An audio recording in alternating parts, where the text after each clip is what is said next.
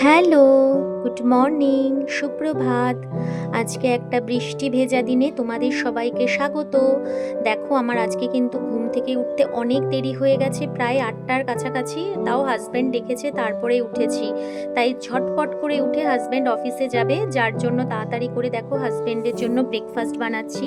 সাধারণত আমরা শনিবার করে বাজারে গিয়ে থাকি, কিন্তু কি করব বলো, আজকে এত বৃষ্টি পড়ছে বাজারে যাওয়া হলো না। দেখা যাক কালকে কি হয়।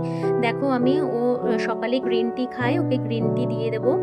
আর দেখো তো ফাইনাল লুকটা কেমন লাগছে। তোমাদের এই ব্রেকফাস্টটা কার কার পছন্দ বলো।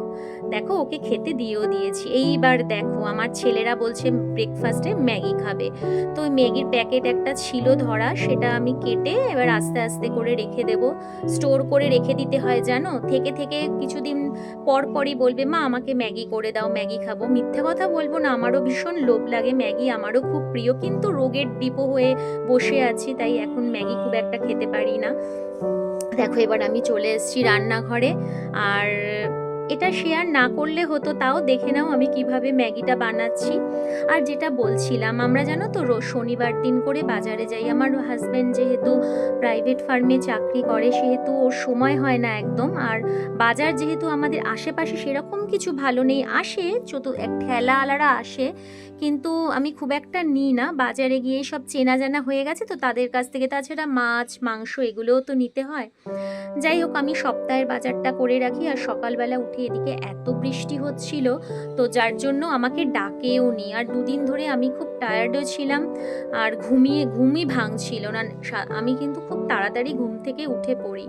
লেট হয় ঘুমোতে, 12টা সাড়ে 12টার আগে ঘুমোতে পারি না, কিন্তু আমাকে কিন্তু তাড়াতাড়ি ঘুম থেকে উঠতেই হয়, যেহেতু হাজব্যান্ড 8টা সাড়ে 8টায় অফিসে বেরিয়ে যায়। আর দেখো আমি ম্যাগিটা বসিয়ে দিলাম।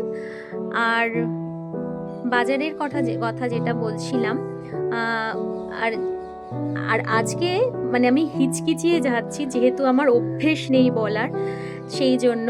আর আজকে দেখো সকাল থেকে আমি ঘুম থেকে উঠেই ক্যামেরাটা হাতে নিয়ে সোজা চলে গেছি বৃষ্টি দেরি করতে। আমি ছি না, এত সুন্দর সকালটা বেরোতে পারিনি তো কি হয়েছে, এইটুকুনি তো আমাকে ক্যাপচার করে রাখতেই হবে। দেখো কি ভাল লাগছে, বৃষ্টি এমনি দেখতে ভালো লাগে, কিন্তু কন্টিনিউ যদি এটা চলে তখনই মাথা গরম হয়ে যায়। আর দেখো ছেলেদের সঙ্গে সঙ্গে কিন্তু আমিও আজকে ম্যাগি নিয়ে বসে পড়েছি। আর সাথে আমি কিন্তু গ্রিন টি খাচ্ছি না, আমি খাচ্ছি লাল চা। তো দেখো আমি কেন বলো তো এরকম করছি, আমি কিন্তু অনেক দিন বাদে ম্যাগি খাচ্ছি, তাও কি পরিপাটি করে নিয়ে বসেছি। ওপরে সস, রেড সস দিয়েছি, টমেটো সস দিয়েছি, সব করে সব কিছু নিয়ে ব্রেকফাস্ট খেতে বসে পড়েছি। ওই জন্য আমার এত ভালো লাগছে। আর তোমাদের দেখাচ্ছি যে দেখো এখনো কিন্তু বৃষ্টি পড়ছে। আমার এত ভালো লাগছিল না ম্যাগিটা খেতে, বিশ্বাস করো। আমি বারে বারে এই কারণেই বলছি, অনেক দিন পরে খেলাম। এইবার চলে যাব আমি, দেখো ঘরের অবস্থা দেখেছো, এটা আমি একদম সবার লাস্টে পরিষ্কার করব। এখন আমি চলে যাব সোজা রান্নাঘরে আমি কিন্তু অলরেডি ভাত বসিয়ে দিয়েছি। এবারে বের করে নিচ্ছি ডাল। ঘরে আজকে কিচ্ছু নেই, সবজির একটা কিচ্ছু নেই, তাই কি করব। আর যেহেতু আজকে শনিবার আমরা নিরামিষ খাই, মুগের ডাল বের করে নিলাম। মুগের ডাল করব আর সঙ্গে করব আলু পোস্ত। শনিবার করে আমরা কিন্তু সপ্তাহে 3 দিন করে নিরামিষ খাই জানো, শনিবার, মঙ্গলবার আর বৃহস্পতিবার। ছেলেরা যদি বাইরে গিয়ে খাবে, কিন্তু আমি কিন্তু খাই না, একদমই নিষ্ঠা ভরে পালন করি।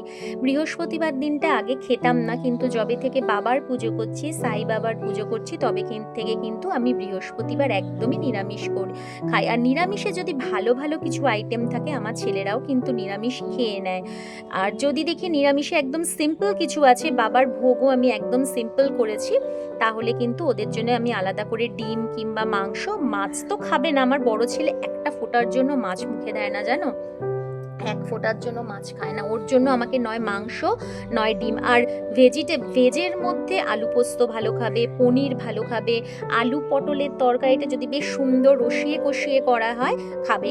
মোট কথা ও রসানো কষানো খাবার খেতে খুব ভালোবাসে। সিম্পল ডাল, আলু সেদ্ধ, ভাত, ঘি তো ছোটবেলা থেকে একদম পছন্দ করে না। কিন্তু আমার ছোট ছেলে কিন্তু একদম উল্টো, ওকে যদি একটু ডাল দাও আর ঘি দাও, ওর কিন্তু আর কিচ্ছু লাগে না, ও ওটা দিয়ে কমপ্লিটলি ভাতটা খেয়ে নেবে। আমি এই দিক থেকেই কিন্তু হলে কি হবে, সিম্পল খাবার আমি খুবই কম খেতে পারি, কেননা ওই যে বড় ছেলের জন্য করতেই হয়, ও একদম খেতে পারে না। দেখো আমি আলু পোস্তর আলুটা কেটে নিয়েছি, এবারে কড়াইতে তেল বসিয়ে দিয়েছি, আমি দেব, তারপরে দেব কালো জিরে ফোড়ন আর কাঁচা লঙ্কা, কালো জিরে আর কাঁচা লঙ্কা আমি ফোড়ন দিয়ে দেব, তারপরে আলুগুলোকে আস্তে আস্তে ভেজে নেব। দেখা যাক কালকে বাজারে যেতে পারি কিনা, শুনছি তো নাকি কালকেও বৃষ্টি হবে। দেখো আমি আলুগুলো কি মানে ভেজে নিচ্ছি, সুন্দর করে না, সবাই এরকম করেই ভাজে। আচ্ছা আমি জানো তো আলু পোস্ততে একদম হলুদ দিই না, জাস্ট নুন কাঁচা লঙ্কা দিয়েই রান্না করি। তোমরা কে কিরকম রান্না করো আমাকে একটু প্লিজ জানাবে কমেন্টে।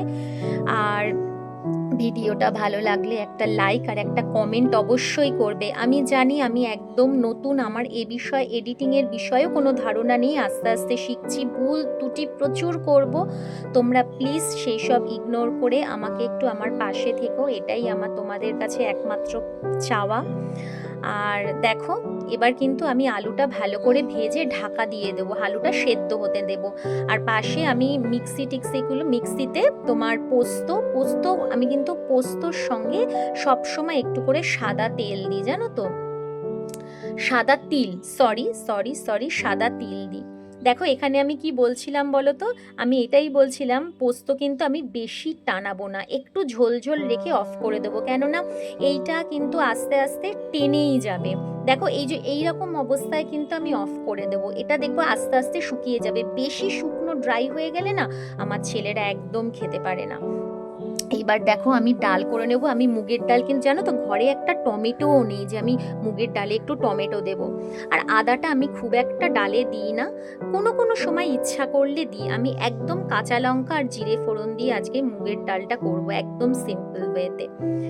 তো এই হচ্ছে, আর আস্তে আস্তে দেখা যাক, যেটা তোমাদের বলছিলাম কন্টিনিউ করি।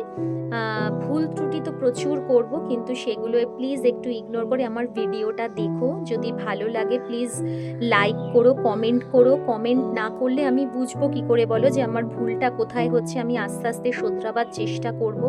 আর আমি আগে জানো তো জানতাম যে ভ্লগিংয়ে মনে হয় কাজকর্ম দেখাবো, সেরকম কোনো খাটনি নেই, কিন্তু সত্যি কথা বলতে প্রচুর টাইম যায় গো। ক্যামেরা এদিকে সেট করো ওদিকে সেট করো, সব কিছু দেখে শুনে তো করতে হয় না, সব কিছু তো শেয়ার করা যায় না, আর আমাদের ঘর সবসময় টিপটপ করে পরিপাটিও থাকে না। তো যাই হোক আমার ঘর তো একদম থাকে না, আমাকে রেগুলার সকালবেলা উঠে ঘর দোর ক্লিন করতে হয়, বিশ্বাস করো। এই দেখো ডালটা ফুটে গেছে একদম, আমি কিন্তু এবারে গ্যাস অফ করে দেব। আমি কিন্তু এরকম, তোমার ডাল দেখে হয়তো সবাই হাসবে, আমি কিন্তু এরকম পাতলা ডাল খেতে খুব ভালোবাসি। আমার হাজবেন্ড কিন্তু একদম পছন্দ করে না এরকম পাতলা ডাল, কিন্তু কি করব, আমার ভীষণ ভালো লাগে। ঘন ডাল হলে আমি একদম খেতে পারি না, কেন কি জানি না। এই আর কি, এবারে আস্তে আস্তে সব গুছিয়ে এবারে নিজের কাজে যাব। আর যদি সেরকম টাইম হয় তোমাদের ঘরদোর গোছানোটা হয়তো দেখাতেও পারি, কিন্তু আজকে মনে হচ্ছে না টাইম হবে, অলরেডি অনেক দেরি হয়ে গেছে, দেরি করে ঘুম থেকে ওঠার ফল। আর দেখো আমি ভাতের ফ্যানটা ফেলে নিয়ে তারপরে আমি বারে বারে ক্যামেরায় দেখছি যে আমাকে দেখা যাচ্ছে তো, ভাতটা এরকম উপর দিয়ে নেব। লাস্টে তোমাদের ফাইনাল লুকটা খাবারের দেখিয়ে দেব। এখন আর একদম সময় নেই, দেখো আমি সব বন্ধ টন্ধ করে একদম সোজা চলে যাব ঘরে, মানে এখন আপাতত রান্নার কাজটা কমপ্লিট, আমার তো রান্না কমপ্লিট। এবার আমি ঘরের কাজকর্ম সেরে স্নানে যাব। মুডটা একদমই ভালো নেই, কিছুই ভালো লাগছে না, তো আর কিছু শেয়ার করলাম না আজকে, পরে একদিন। এখন তো আমি রয়েছি তোমাদের বন্ধু হিসেবে, আমার লাইফে সব কিছু যতটা পারবো শেয়ার করব। তোমরা প্লিজ আমার পাশে থেকো, যদি ভিডিওগুলো ভালো লাগে লাইক করে দিও, সাবস্ক্রাইব করে দিও, আর বেল আইকনটা প্রেস করো মনে করে, তাহলে যখনই আমি কোনো ভিডিও আপলোড করবো তোমাদের সামনে সেই নোটিফিকেশনটা চলে আসবে আমার ভিডিওর। আর তোমাদের আমার খাবারের ফাইনাল লুকটা দেখিয়ে দিই। ইচ্ছা ছিল আরেকটু কিছু করার, কিন্তু হঠাৎ করে মুডটা এতটা অফ হয়ে গেল, আর কিছুই শ্যুট করলাম না। নিজে এবারে জাস্ট ঘর দোর একটু পরিষ্কার করবো, আর কিছুই না, তারপরে লাঞ্চটা খেয়ে নেবো। তোমাদের লাঞ্চটা একবার দেখিয়ে দিই। এই দেখো ডাল, সিম্পল, কিচ্ছু করলাম না, আর এই আলু পোস্ত, ঠিক আছে। মানে কি বলবো, লাঞ্চটা এই সিম্পল বানানোর আরেকটা কারণ হচ্ছে আমরা এভরি স্যাটারডে করে বাজার করি সপ্তাহে, যেহেতু আমার হাজব্যান্ড প্রাইভেট ফার্মে আছে, একদম টাইম পায় না, আর আমাদের আশেপাশে কোনো সেরকম বাজারও নেই, একটু দূরে যেতে হয় বাঘা যতীনের দিকে। তো তো এই জন্য হাজব্যান্ডের সঙ্গে আমরা স্যাটারডে করে যাই। স্যাটারডেতেও একটু লেট করে অফিসে যায়, তো যার জন্য আজকে সকাল থেকে এত বৃষ্টি যেতেও পারিনি। তো ঘরে সেরকম কিছু সবজি ছিলও না, তাই সিম্পল একটা রেসিপি করে ফেলেছি। তো এখনকার মতো টাটা বাই বাই, আবার পরে দেখা হবে।